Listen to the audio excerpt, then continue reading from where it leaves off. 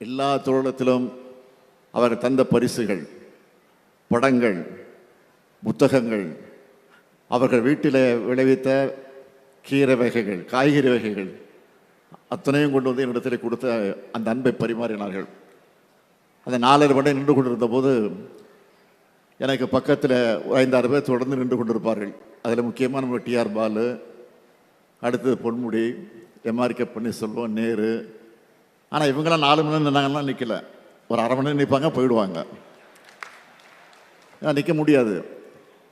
நான் தான் தொடர்ந்து 4 மணி நேரம் நின்னேன்.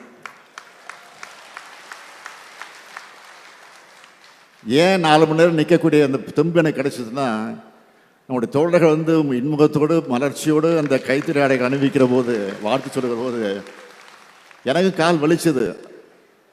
ஆனால் அந்த முகத்தை பார்க்குற போது, மகிழ்ச்சியை பார்க்குற கால் வலி எனக்கு தெரியாமல் போய்விட்டது. அதுதான் உண்மை. ஆக இந்த நிலையில் இன்றைக்கு கழகத்தை குடும்ப பாச உணர்வோடு இன்றைக்கு நாம் இருந்து கொண்டிருக்கிறோம். ஆக அந்த பாச உணர்வோடு இன்றைக்கு நம்முடைய கௌதமன் அவர்கள் தன்னுடைய இல்லத்தில் நடைபெறக்கூடிய இந்த மனவிழா நிகழ்ச்சியில் நாமும் கலந்து கொண்டு வாழ்த்தி கொண்டிருக்கிறோம். ஆகவே இன்றைக்கு நாம் எதிர்நோக்கி இருக்கக்கூடிய பிரச்சனை என்ன என்பது உங்களுக்கெல்லாம் நன்றாக தெரியும்.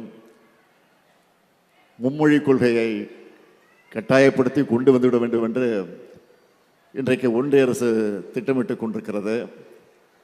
அதேபோல் தொகுதி மறுசீரமைப்பு, அதையும் கொண்டு வந்து எப்படியாவது தமிழ்நாட்டினுடைய அந்த உரிமையை, அந்த எண்ணிக்கையை குறைக்க வேண்டும் என்பதில் கவனத்தை செலுத்தி கொண்டிருக்கிறது என்பது உங்களுக்கு தெரியும்.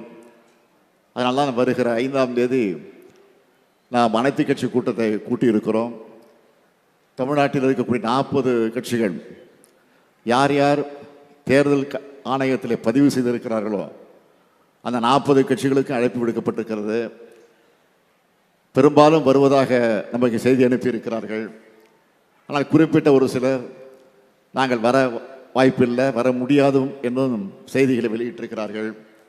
நான் அவர்களெல்லாம் இந்த நேரத்தில் கேட்டுக்கொள்ள விரும்புவது, வர இயல முடியாது, வர முடியாது என்று சொல்லியிருக்கக்கூடியவர் கொஞ்சம் சிந்தித்து பார்த்து, ஏதோ தனிப்பட்ட திமுகவுக்கோ தனிப்பட்ட உங்களுக்கோ பிரச்சனை இல்லை, இது தனிப்பட்ட கட்சிக்கு அல்ல, இது அரசியலாக நீங்கள் பார்க்காதீர்கள். நம்முடைய உரிமை, நம்முடைய தமிழ்நாட்டினுடைய உரிமை. இன்றைக்கு 39 எம்பிக்கள் இருந்து கொண்டிருக்கிறார் என்று சொன்னால், அவர்களை வைத்துக்கொண்டே போராடி கொண்டிருக்கிறோம் என்று சொன்னால், அதையும் மீறி இன்றைக்கு இன்னும் சில நாடாளுமன்ற உறுப்பினர் இருந்தால்தான் நாம் எண்ணக்கூடிய எண்ணங்கள் எல்லாம் நிச்சயமாக நிறைவேற்றப்பட முடியும். ஆக அதையெல்லாம் நீங்கள் சிந்தித்து பார்த்து, நான் மீண்டும் இந்த திருமண விழாவின் மூலமாக எல்லா கட்சி தலைவர்களுக்கு நான் கேட்டுக்கொள்ள விரும்புவது, வர முடியாதவர்களும் தயவு கூர்ந்து வர வேண்டும், வர வேண்டும், வர வேண்டும் என்று இந்த கூட்டத்தின் வாயிலாக நான் அழைப்பு விடுக்கிறேன். இதில் கௌரவம் பார்க்காதீர்கள்.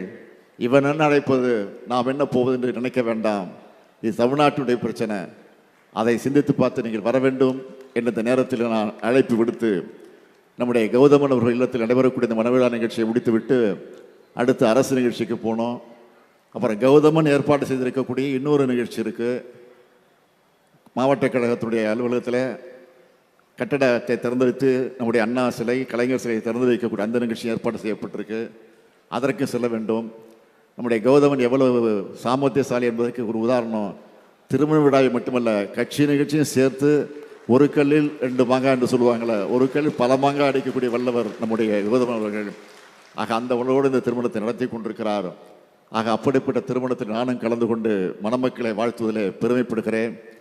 அதே நேரத்தில் நான் மணமக்கள் அன்போடு கேட்டுக்கொள்ள விரும்புவது, உங்களுக்கு பிறக்கக்கூடிய குழந்தைகள், முன்பெல்லாம் குழந்தைகளை நீங்கள் பெற்றுக்கொள்ள வேண்டாம், அவசரப்பட வேண்டாம், கொஞ்சம் பொறுமையாக இருங்கள் என்று சொல்லிக் கொண்டிருந்தோம். இப்போ சொல்ல வேண்டிய அவசியம் வரல, சொல்லக்கூடாது இப்போது. ஏன்னா மக்கள் தொகையின் அடிப்படையில் இடஒதுக்கீடு அந்த நாடாளுமன்ற உறுப்பினர் எண்ணிக்கை வரும் என்று சொல்லுகிற நேரத்தில் நமக்கு மக்கள் தொகை அதிகம் இருந்தால்தான் எம்பிக்கள் அதிகம் வரும் என்ற நிலை இன்றைக்கு உருவாகி இருக்கு. ஆனால் நாம் குடும்ப கட்டுப்பாட்டில் கவனம் செலுத்தி அதில் வெற்றி கண்டோம். அதனால் இந்த நிலை நமக்கு ஏற்பட்டிருக்கிறது. அதனால் இப்போ யாரும் உங்களுக்கு குழந்தைகள் நீங்கள் அவசரப்பட்டு பெற்றுக்கொள்ள வேண்டாம் என்று நான் சொல்ல மாட்டேன். உடனடியாக பெற்றுக்கொள்ளுங்கள். ஆனால் பெறக்கூடிய குழந்தைகளுக்கு அழகான தமிழ் பெயர்களை சூட்டுங்கள். அதுதான் என்னுடைய வேண்டுகோள். தமிழ் பெயர்களை சூட்டி தலைவர் கலைஞர் அவர்கள் இந்த தமிழ் மொழிக்கு செம்மொழி என்கிற அந்தஸ்தை பெற்று தந்திருக்கிறார்கள். ஆக அப்படிப்பட்ட செம்மொழியில் அந்த தமிழ் பெயர்களை சூட்டுங்கள் என்ற அன்பான வேண்டுகோளை வைத்து புரட்சி கவிஞர் பாரதிதாசன் எடுத்துச் சொல்லியிருக்கக்கூடிய வீட்டிற்கு விளக்காய் நாட்டிற்கு தொண்டர்களாய் மணமக்கள் வாழுங்கள் வாழுங்கள் வாழுங்கள் என்று வாழ்த்தி மணவிழா கண்டிருக்கக்கூடிய உங்களை மீண்டும் ஒரு முறை வாழ்த்தி விடைபெறுகிறேன். நன்றி, வணக்கம். உடனுக்குடன் செய்திகளை தெரிந்து கொள்ள சன் நியூஸ் பெல் ஐகானை கிளிக் பண்ணுங்க.